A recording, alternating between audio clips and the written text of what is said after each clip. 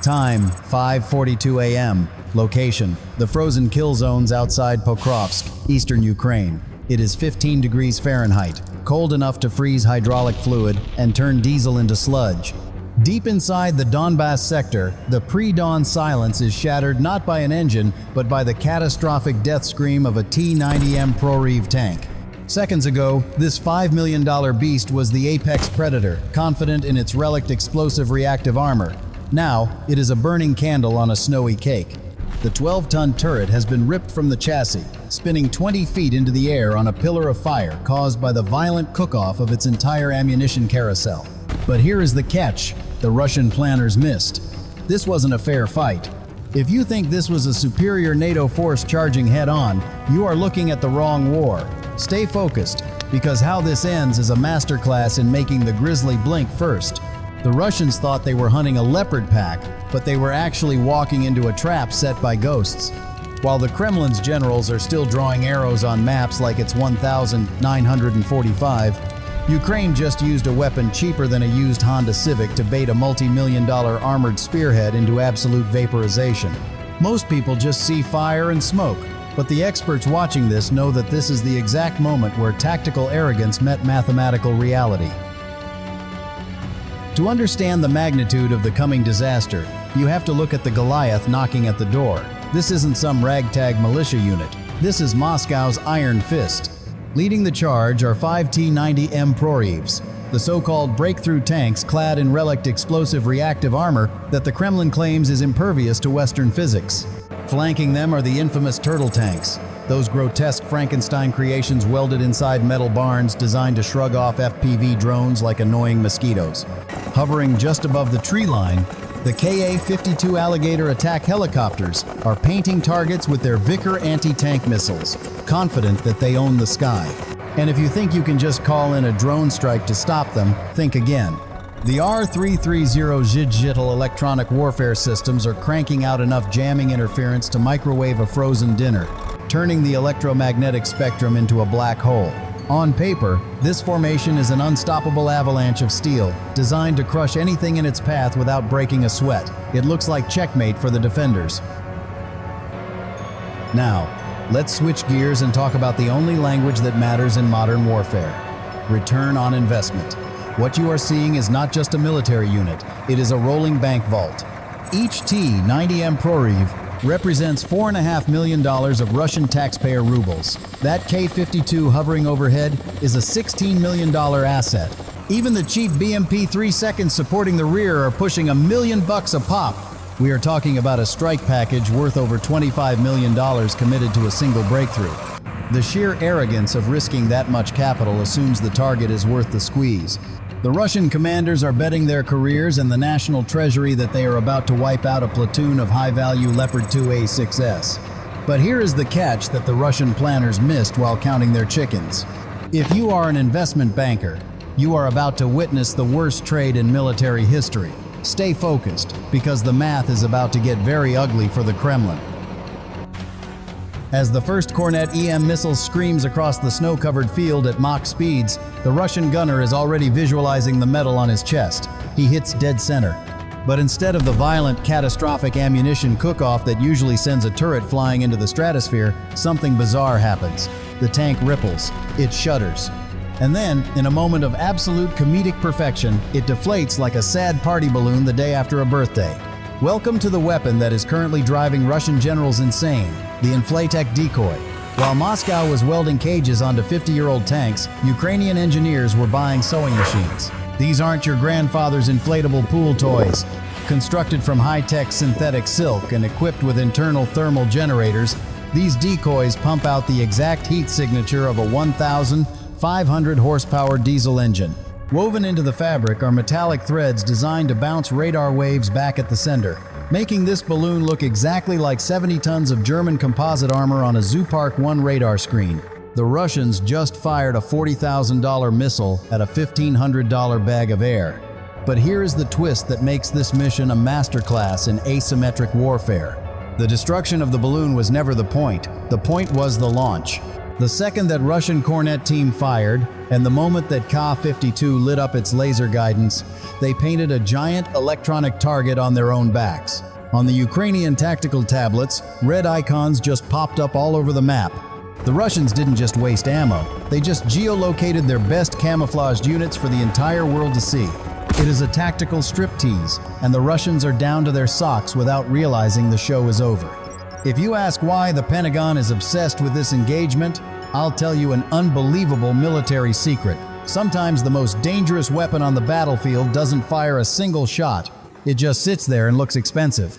The ambush teams in the tree line are now naked to the Ukrainian sensors, and the trap has officially been sprung. Listen to the radio chatter intercepted by Ukrainian intelligence at exactly 5:48 a.m. It sounds less like a military operation and more like a frat party inside those tanks. Target neutralized. Western junk burns fast.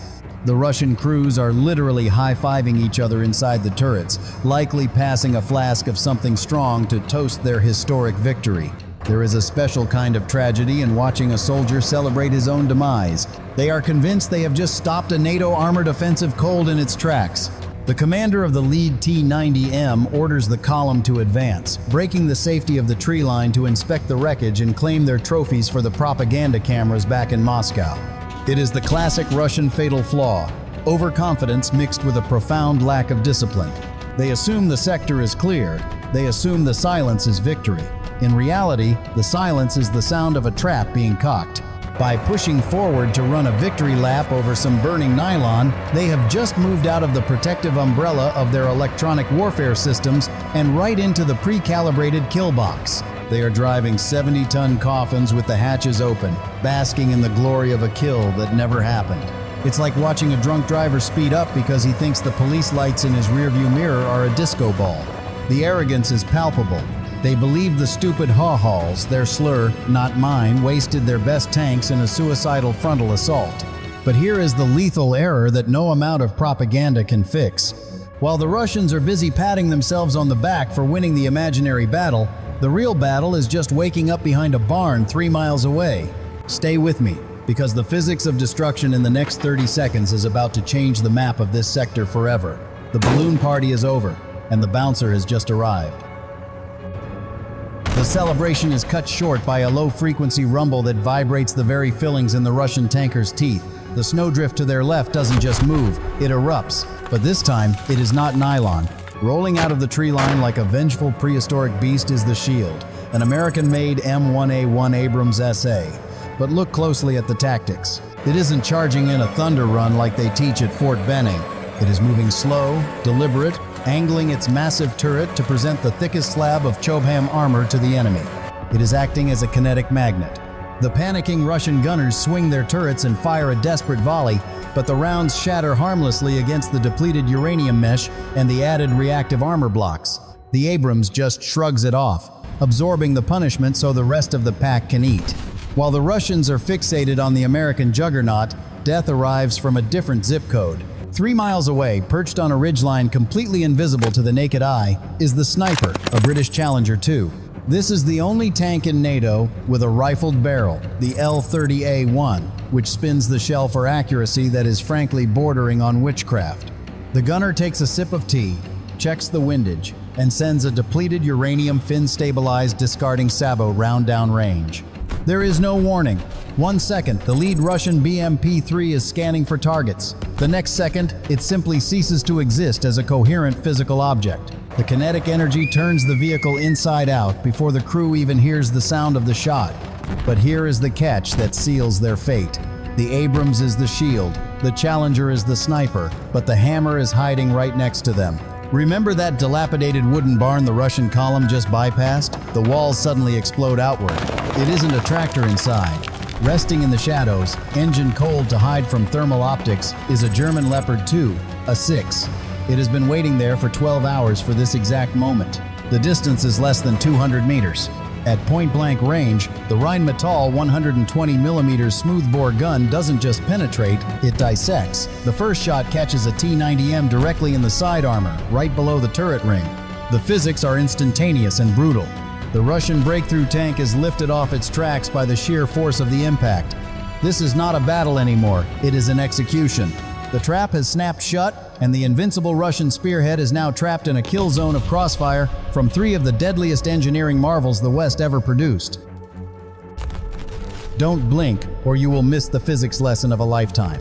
When that Leopard's tungsten penetrator rod hits the T-90M side armor, it isn't using explosives. It is using pure kinetic energy, traveling at 5,000 feet per second. Upon impact, the friction is so intense that the metal acts like a liquid. The rod punches through the armor and sprays the interior of the crew compartment with a cone of molten shrapnel, a phenomenon we call spalling. It turns the inside of that tank into a superheated blender. But the real show starts when that hot metal hits the T-90's Achilles heel, the autoloader carousel sitting right beneath the crew's feet. The propellant charges ignite instantly. The pressure inside the hull spikes from 1 atmosphere to 50 atmospheres in a millisecond. The laws of thermodynamics take over, and the tank literally cannot contain its own energy. The weakest point fails first, the turret ring. This is the infamous jack-in-the-box effect.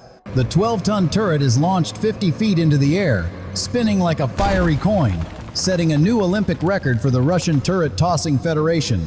As the remaining turtle tanks try to reverse, crawling blindly in the smoke, the final layer of the trap descends. The sky buzzes with the angry hornet sound of 50 FPV drones. These aren't just flying grenades. They are piloted by kids who grew up playing video games, and they are steering these wild hornets with surgical precision. The Russian cope cages, those silly metal grills welded on top, are useless. The drone pilots simply fly under the cages, navigating through the gaps like they are threading a needle. Each drone carries an RPG warhead-shaped charge. They slam into the engine decks and the rear tracks. There is no escape. The turtle shells become ovens, trapping the crews inside their own armor. In less than 3 minutes, the pride of the Russian First Guards tank army has been reduced to a collection of burning scrap metal and twisty ties. As the black smoke settles over the frozen fields of Pokrovsk, the shooting stops, but the accounting is just getting started. And folks, this is where the Russian Federation really loses the war. It is not about honor, it is not about territory, it is about cold, hard math. Let's look at the receipt for this morning's disaster. In less than 10 minutes, Russia just burned through approximately $30 million of hardware. Those T-90Ms, the BMPs, the wasted missiles, and the training cost of those crews gone, vaporized. Now, let's look at Ukraine's expense report. 3 inflatable nylon decoys, $4,500. A few dozen FPV drones, maybe $20,000. A handful of tank shells. Total cost? Less than the price of a luxury sedan. We are talking about an asymmetric return on investment of over 60,000%. If this battle were a stock on Wall Street, every hedge fund manager in New York would be screaming to buy. The Kremlin is literally bankrupting itself, trying to kill cheap consumer electronics and party supplies. But the strategic takeaway is even more profound than the money. Today proved that the NATO doctrine of big, heavy, armored thrusts is dead in this environment. The Ukrainians didn't use the Abrams and Leopards as battering rams like the manual says. They used them as mobile bunkers and snipers. They threw away the rulebook and wrote a new one in Russian blood. They turned these Cold War monsters into the ultimate ambush predators, proving that it is not the size of the dog in the fight, but the intelligence of the dog handling the iPad. So here is the question for all the armchair generals in the comments. If you were the Russian commander tomorrow morning, do you send more tanks into the meat grinder to save face? Or do you retreat and admit that a balloon just kicked your ass? Let me know your tactical move below. And if you want to understand why the Pentagon is secretly rewriting every field manual right now based on this exact battle, hit that subscribe button. In the next video, we'll break down the specific Franken-SAM systems Ukraine is building in garages to blind those Russian K-52 seconds. Stay tuned, stay smart, and keep your powder dry.